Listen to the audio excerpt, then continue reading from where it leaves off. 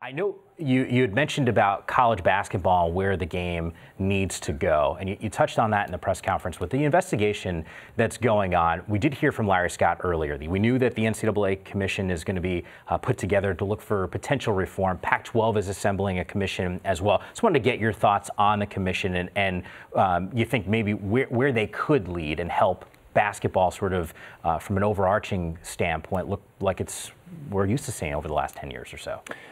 Well, Mike, first of all, I support the investigations into the allegations, and that's going to continue. And in the meantime, I think what Larry's doing and what's happening is good at a lot of different levels. And I think anybody who's a part of college sports in general, wants things to go well and wants things to always improve, learning from different things that happen.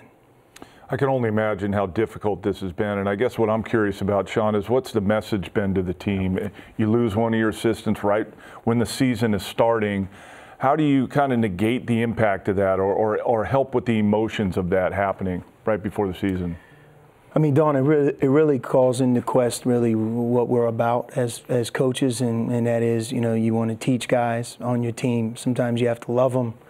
There are times when you have to coach them hard. It's not only about, coaching basketball and making our offense better. It's also sometimes to be able to teach these guys, help them go through adversity. Alonzo Trier is a great example.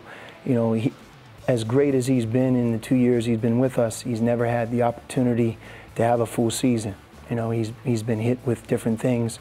And I think more than anything, what I admire about him is his ability to handle adversity and overcome those obstacles. And that's why as an upperclassman now, as a junior, we want him to have that start to finish season and I think establish himself as one of the best that's playing in college basketball.